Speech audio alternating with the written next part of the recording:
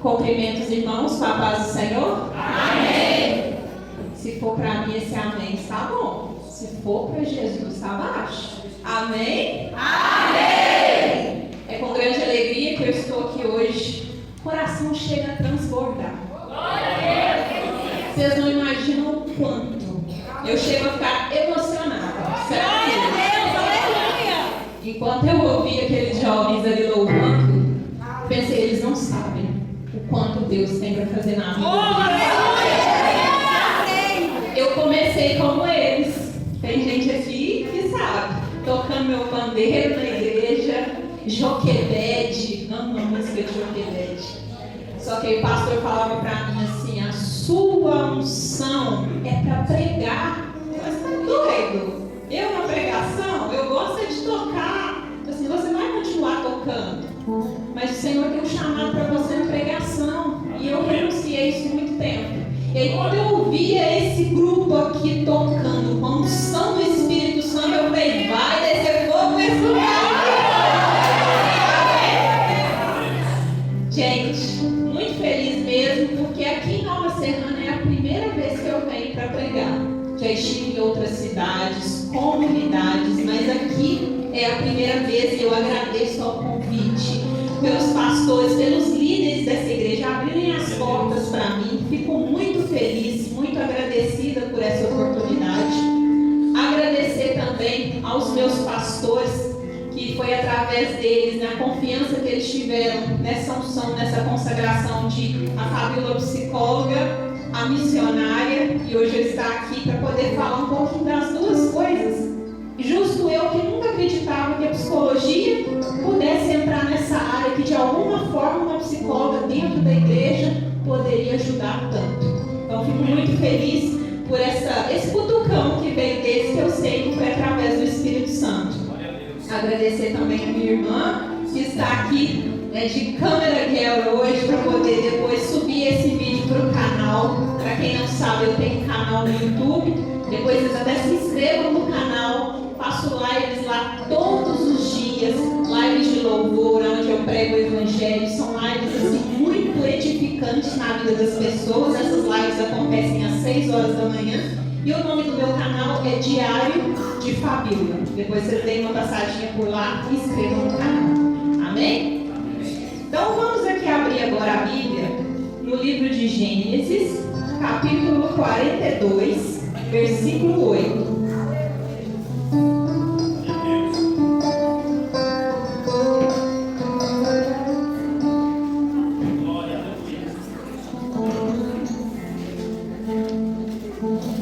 E o tema de hoje é Curando Feridas. Quando eu recebi o convite há 2 meses atrás para falar sobre esse tema, eu fiquei pensando por muitos dias sobre o que eu iria falar. Sabe quando que eu escolhi a palavra? Hoje. Eita glória! Hoje de manhã. E falei pro pessoal na live. Quem quiser pode assistir lá que eu falei, gente, eu escolhi hoje esse tema. Porque eu pensei assim, curando feridas, o que eu vou falar para essa igreja que está sedenta, eu sei, da palavra do Senhor. Muitas pessoas aqui esperando uma palavra de conforto, de consolo, de correção. Eu falei, Senhor, fala comigo. O que eu levo para essa igreja hoje? E aí ele fala para mim assim, José. Glória a Deus. Eu falei, José? Eu gosto muito de José, mas por que José? E aí quando eu fui reler aqui, eu fui entender por que o Senhor queria que eu falasse a respeito de José. Então aí em Gênesis capítulo 42, no versículo 8, apenas esse versículo, a palavra diz: José reconheceu os irmãos, porém eles não o reconheceram. Amém? Glória a Deus. É interessante quando a gente pega essa parte desse texto, porque quem aqui já ouviu aquele ditado? Quem bate esquece, quem apanha. Foi o que aconteceu com José. Quem não sabe, não conhece, quem é José? José é filho de Jacó, foi vendido pelos próprios irmãos como escravo. Passou uma vida muito sofrida até que ele pudesse ser reconhecido. desprezado, mas a palavra diz que aonde José andava, Deus o abençoava, Deus estava com ele, mesmo diante da prova, mesmo diante da amargura, mesmo diante do sofrimento, ele era um homem abençoado. E aí eu falo para vocês, para e pensa na história de José. Ele foi traído pelos irmãos de sangue. Na maioria das vezes nós pensamos que vamos ser traídos por pessoas desconhecidas. Nós pensamos que as pessoas que vão virar as costas para a gente são os de fora. E na maioria das vezes é quem está dentro da sua própria casa, comendo na mesma mesa que você. E por que José estava sendo invejado pelos seus irmãos? Por que ele levantou essa ira dos irmãos? Porque ele falava dos seus sonhos. E quantos de nós aqui também fazemos como José, muitas vezes? Não consegue calar, não consegue guardar, tem que contar para todo mundo. Deixa eu falar para a igreja que hoje nem todo mundo que escuta o seu sonho, nem todo mundo que escuta o que sai da sua boca, está abençoando o que você fala. Muitas pessoas estão só esperando o seu primeiro vacilo para entregar a sua cabeça. E muitas vezes são de pessoas de dentro da sua casa, assim como foi com José. E nesse versículo que eu escolhi aqui hoje, quando eu falo José reconheceu os irmãos, mas eles não reconheceram, porque aqui a gente está falando de uma outra fase da vida de José. Ele já tinha passado pela prova, ele já havia sido vendido pelos irmãos, ele já havia sido preso, mas nesse momento ele era governador do Egito.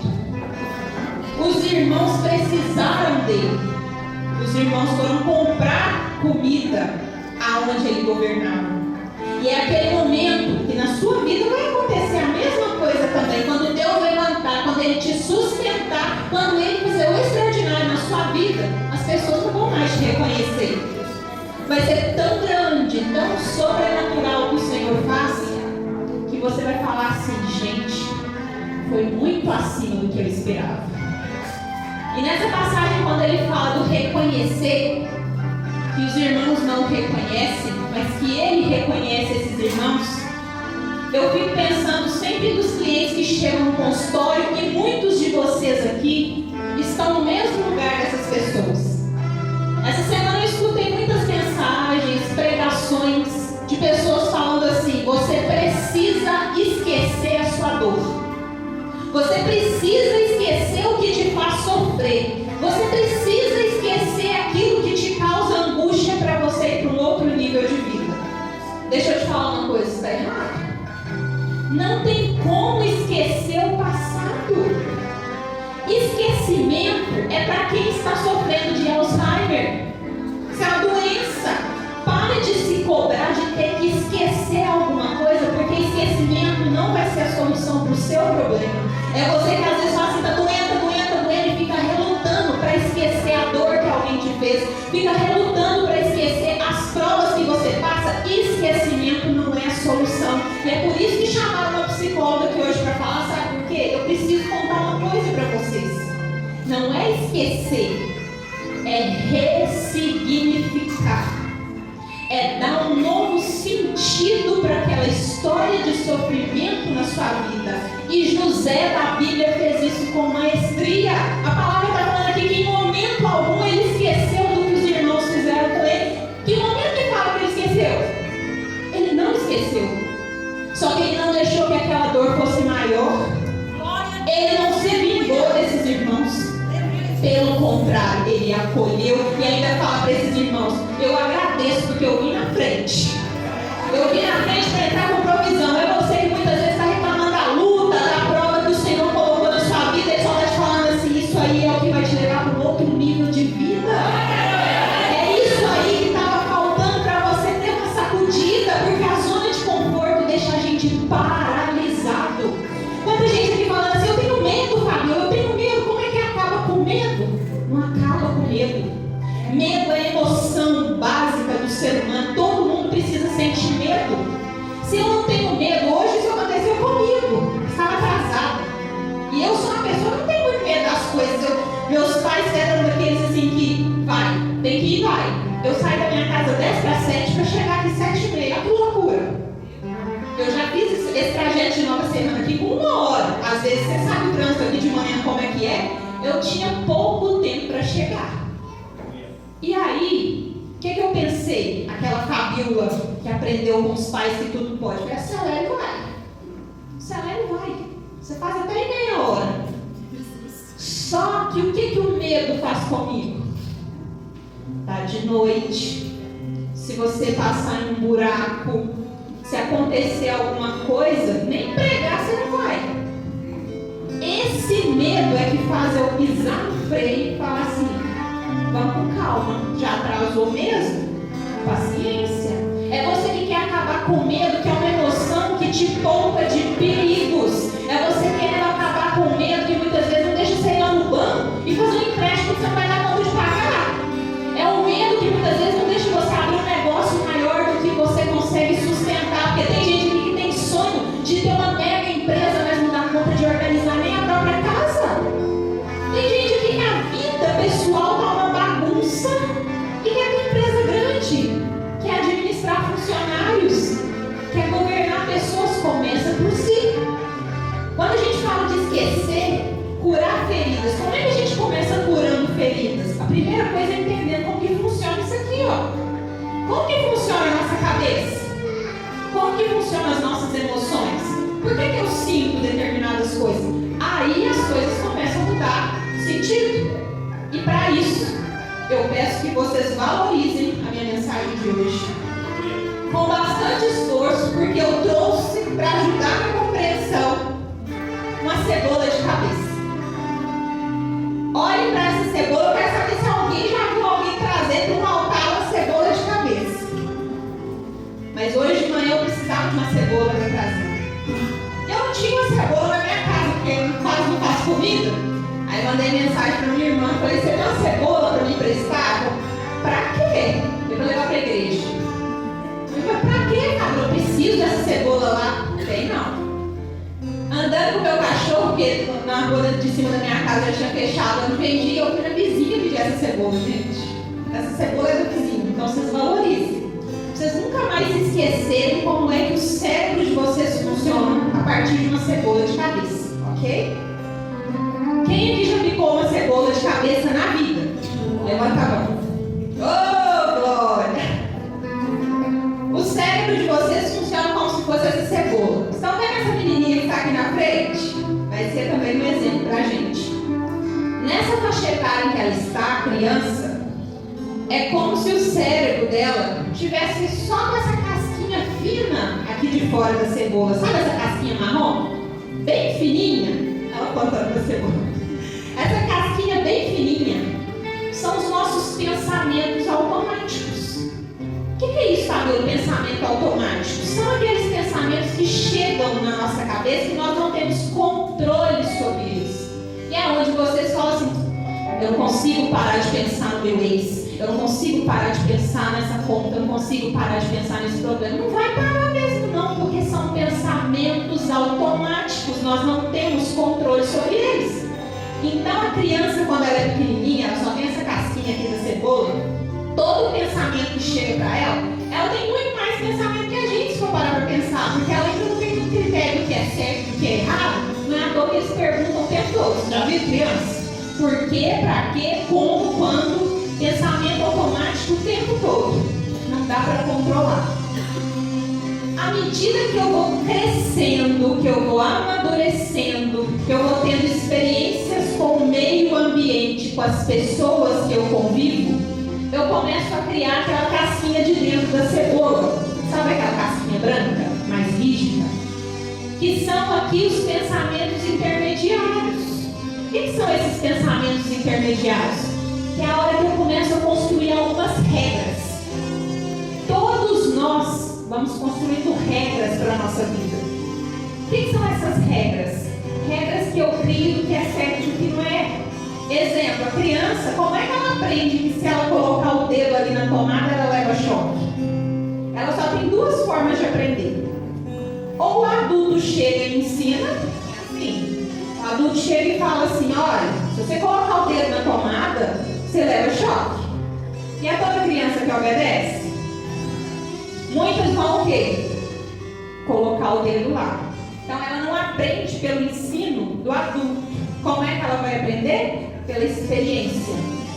Pela experiência com a vivência. Eu vou lá, coloco o dedo, tomo choque, eu assusto, eu não faço mais.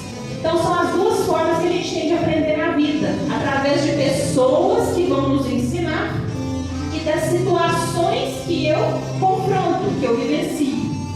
E a partir dessas vivências que eu vou tendo, eu construo um miolinho da cebola. Se eu partir a cebola lá no meio, tem um miolinho bem pequenininho. É o que nós chamamos de crenças centrais. O que são as crenças centrais? São aquelas crenças que eu acredito como verdades para mim e são os motivos pelos quais todos vocês sofrem. Os pensamentos chegam na nossa cabeça. Eu crio regras a partir desses pensamentos. A partir desses pensamentos eu crio crenças. E quais são as crenças pelas quais a gente sofre? Crença de inferioridade, crença de desvalor. Eu não acho que eu sou valorizado pelas pessoas. Crença de desamor. Eu não acho que eu sou amado o suficiente. Então, eu penso, crio regras, crio crenças e isso faz com que eu me comporte. Entenderam? Eu me comporto diante da forma que eu penso. Aquilo que eu penso faz eu sentir, diante daquilo que eu sinto, eu vou me comportar diante da vida. Então, como é, Fabiola, que a gente vai mudar todo esse contexto? Para e pensa comigo, a maioria aqui, acredito que, pelo menos a maior parte que está aqui nessa igreja, já tem mais de 30 anos de idade, não é? Vocês têm 30 anos de crenças sendo construídas. Crenças que vocês aprenderam com os pais, com os avós, com a escola, com o trabalho. E aí chega, às vezes passa por um problema, uma prova na vida, quer desconstruir essa crença do dia para a noite? Como? Como é que a gente desconstrói crença? Como é que eu paro de sofrer? Dando um novo sentido. E como é que eu dou um novo sentido? É fazendo o que na terapia a gente chama de checagem, veracidade desses pensamentos. Eu vou avaliar se aquilo que eu penso é real ou se não é. É a mesma coisa que eu passo ali pela Marta, na rua, cruzei com a irmã na rua, ela virou a cara pra mim. Olha lá. É porque não gosta de mim, ninguém gosta de mim, tá vendo? Olhou pra mim, só porque eu converti agora, nem conversa mais comigo. Pensamento, eu não pensei isso. Qual que é a certeza que eu tenho que esse pensamento meu é real?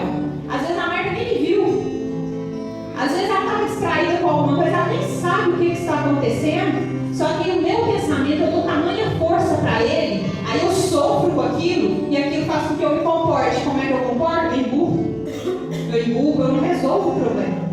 Está incomodando? O que eu poderia fazer numa situação como essa se eu começo a confrontar? Eu vou começar a ressignificar esse pensamento.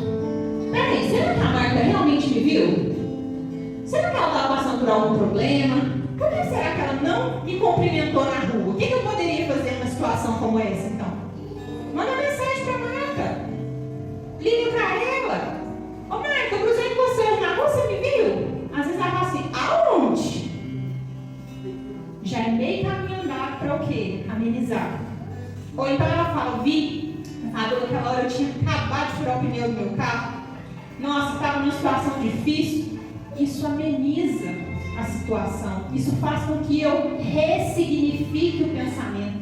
Isso faz com que eu não dê força para que esse pensamento me destrua. E aqui eu estou falando de coisas banais. Mas e as coisas que vocês colocam no ombro como se fossem os maiores problemas da vida de vocês? Pensamentos que vocês criam e dão força. E aí entra também a questão espiritual, que não é só a questão cognitiva. O inimigo sujo como ele é, já sabendo dos seus medos, das suas fragilidades, o que ele faz? Usa das brechas. Ah, entendi. Ela tem medo de tudo. Todo pensamento disfuncional faz ela ficar enfraquecida. O tempo todo ele te coloca à prova. O tempo todo ele te coloca em situações que você vai pensar coisas que você não deveria pensar. Quantas pessoas aqui poderiam estar sendo usadas por Deus em inúmeros chamados, mas não estão vivendo o extraordinário por causa de pensamento? Pensamento, crença limitante. Vocês escutam isso na internet o tempo todo, escuta. Crença limitante. ressignificando, dando um novo sentido, não deixando isso ter uma força tremenda na sua vida. Olha para o seu irmão aí do lado, olha para o irmão, pega na mão desse irmão que está aí do lado. Igreja cheia, olha no olho desse irmão. Fala assim: esse pensamento não tem controle sobre você. Você é muito mais forte do que esse pensamento. Confia no seu potencial.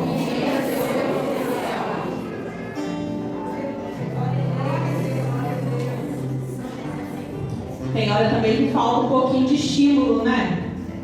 Pessoas para encorajar a gente. Pessoas só para dar um empurrão. Para falar assim: vai que eu estou com você. E nem sempre a gente vai ter essas pessoas com a gente. É a hora que não é só ancorar-se no emocional. Na função de psicólogo, nós ajudamos as pessoas com essas questões emocionais, com essas feridas emocionais. Mas existe também a questão espiritual. A gente se nutre fisicamente todos os dias. Come, bebe, o corpo não precisa disso. Mas o espírito também precisa ser nutrido. E é nutrição diária. E o que nutre o espírito? Oração, jejum, meditação sobre a palavra. E será que a gente tem se disposto a fazer isso? Será que a gente tem se preparado para realmente fazer aquilo que é a vontade do Senhor na nossa vida? Muitas vezes a gente não para pensar. Muitas vezes a gente não avalia. Então é hora de começar a se questionar desses pensamentos que você tem que te limita e fazer uma pergunta para si e para Deus: o que o Senhor quer de mim? Qual que é o propósito, Senhor, para a minha vida? Ou eu vou ser só mais um amargurado, amargurada, que vou ficar arrastando uma vida inteira, me fazendo de vítima, de coitadinho diante da vida? Quantas pessoas que estão aqui hoje que cresceram no tamanho da idade, mas emocionalmente agem igual criança? É um monte de criança mimada, relacionamentos aqui que as pessoas cruzam os braços, não falam para o parceiro o que querem, o que sentem, e quer que o outro adivinha. Como que esse outro vai adivinhar se você não falar? Quantos casamentos estão fracassando por falta de diálogo? A criança, a idade dessa menininha que está aqui na frente, eles não têm essa área frontal ainda desenvolvida, que é a área do cérebro que a gente fala, que é responsável pela resolução de problemas, enfrentamento de problemas. Então o que a criança faz? Ela age pelo impulso, age pela emoção. Se ela está com raiva, ela grita. Se ela está triste, ela chora. Qualquer coisa que ela sinta, ela externaliza pela emoção. E muitos de vocês aqui estão agindo como criança. Emburra da vida. Não fala aquilo que pensa, aquilo que sente. E fica esperando que as pessoas possam entender, que o outro possa ajudar. As dores, os traumas, tudo aquilo que a gente vivencia serve de aprendizado para a gente. Não se esqueçam disso que eu falei aqui hoje para vocês a respeito do esquecimento. Vamos ver se vocês estão com a memória fresca. É possível esquecer os problemas que a gente vivencia? O que a gente faz com eles? Ressignifica. E quando você ressignifica, tudo muda. Tudo muda. Eu posso contar uma história minha para vocês? Pode? Só para vocês entenderem como que às vezes Deus ele é providencial na nossa vida. Tem coisas que nos humilham para depois exaltar. Às vezes você passa por uma humilhação hoje, mas eu testemunho lá na frente. Quem teve? Sou eu aqui hoje. Vocês estão vendo essa jaqueta que eu estou aqui hoje? Cheguei vermelha, né? Nova. É nova. Só para contar para a igreja que é nova.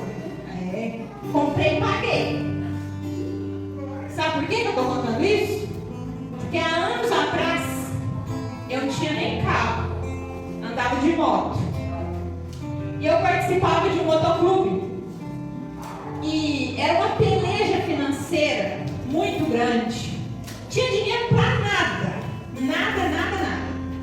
E eu me lembro, gente, que certa vez eu tinha um sonho de ter uma jaqueta de couro legítimo para andar de moto. Eu achava aquilo chiquíssimo. E não tinha dinheiro para comprar. Mal tinha dinheiro para colocar gasolina na moto. E o grupo se reunia nos fins de semana, às vezes, e toma café a 1 milhão, quem conhece? E eu chegava lá, eu ficava fascinada vendo aquelas motos paradas, com aquelas roupas, aqueles macacões, aquelas botas. E eu não tinha uma jaqueta de couro. Eu me lembro que certa vez eu fui no bazar e eu comprei uma imitação de couro nesse bazar, aquele couro ecológico. E eu fui para esse encontro muito entusiasmada e na minha cabeça eu queria tirar uma foto lá, na minha moto, com a jaqueta nova, usada. Falei, vou arrasar. No meio do caminho, eu estava à frente do grupo, na minha moto, acelerando, e eu estava vendo todo mundo passando por mim rindo. Falei, gente, o que está acontecendo? Quando eu parei no milhão, a jaqueta estava toda descascada. Com a pressão do vento, gente, foi arrancando a capa daquele couro ecológico. E o frio, o pessoal falou, Fabíola, tira isso, você está passando vergonha? Porque ela estava despedaçando toda, o vento batendo, eu falei, meu Deus, que vergonha. Que é bom tudo olhando para mim e os pedaços dos couros caindo.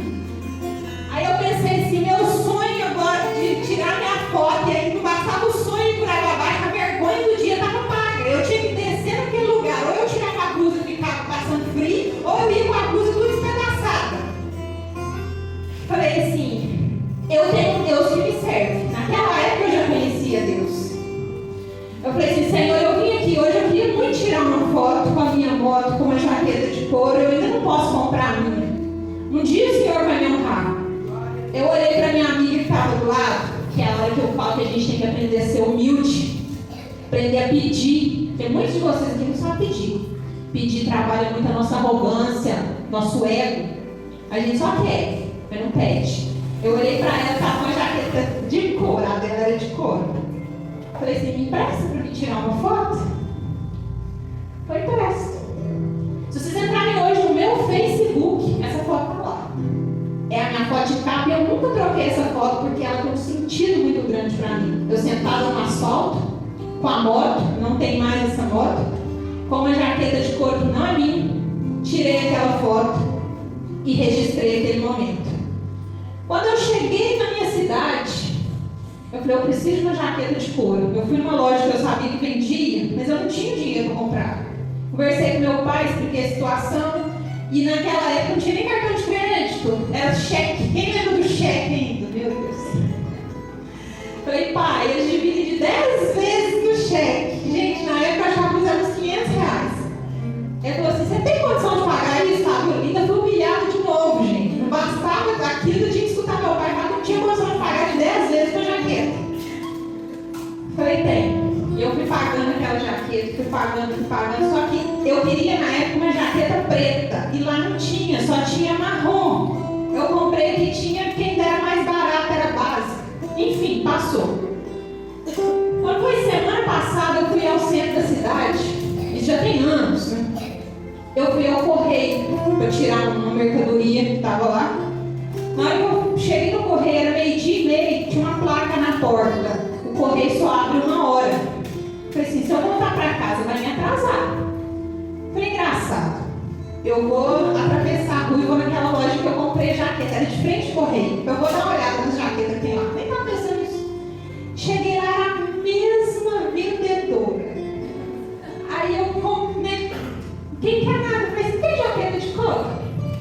Tem jaqueta de couro. Eu quero ver. Aí desceu jaqueta preta, jaqueta azul, jaqueta vermelha e tal. Ela falou assim, você gostou de alguma? Eu falei assim, gostei. Ela falou assim, você gostou de qual? Eu falei, de todas. Ela falou assim, qual você vai levar? Eu falei, todas. Eu falei, todas. E naquele dia eu comprei todas, sabe por quê? Porque o Senhor honrou e fez ainda com que eu pagasse na hora pela jaqueta.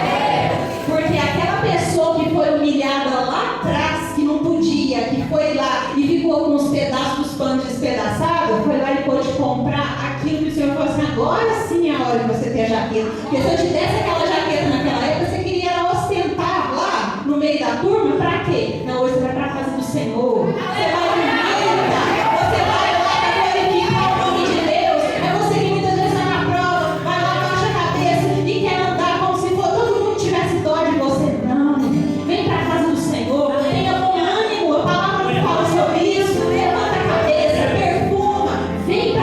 Senhor com alegria, porque na hora certa Ele vai te honrar, o seu coração vai vibrar. Essa ferida ela não é maior do que você, ela é só um processo, ela vai te levar para um outro nível de vida. Essa história da jaqueta é só uma história da jaqueta, mas que você entenda que o sonho que tem no seu coração hoje, o Senhor, Ele já escutou, Ele já está preparando, só que Ele precisa que você coloque a mão no arado. Está cheio de gente aqui que precisa colocar a mão no arado. Está cheio de gente aqui com sonho no coração. Você sonhando. E aí o Senhor fala assim: continua, mas eu quero você marchando. Eu quero você continue marchando para que eu possa te entregar. Senhor, eu confio na sua promessa. Quantas pessoas aqui desacreditadas, quantas pessoas aqui que não acreditam no próprio potencial, quantos homens aqui que se sentem inferiorizados diante de outros, quantos homens aqui que às vezes olham para o patrão e falam assim: será que um dia eu chego lá? Chega, porque você se lembra de José? José que passou a humilhação de ser vendido, José que foi preso. Lembra que essa prisão que você vive hoje não é o seu destino final. Essa prisão é só o processo que vai fazer você também governar, vai fazer você reinar. Mas toma posse disso, para de se fazer vítima diante da vida. O Senhor tem promessa para muitos aqui. Está cheio de gente aqui que precisa trabalhar para o Senhor, mas só quer bênção. Não é aí o caminho. Eu espero que o Espírito Santo continue falando no coração de vocês ao longo dessa noite, através da pregação da pregadora. E eu espero que essa metáfora da cebola, vocês levem isso para a vida, o testemunho em si, para que vocês entendam que os pensamentos, muitas vezes eles podem até nos limitar. Os pensamentos muitas vezes podem até nos travar, mas eles não vão nos controlar. Amém? Eu agradeço a minha oportunidade e as palmas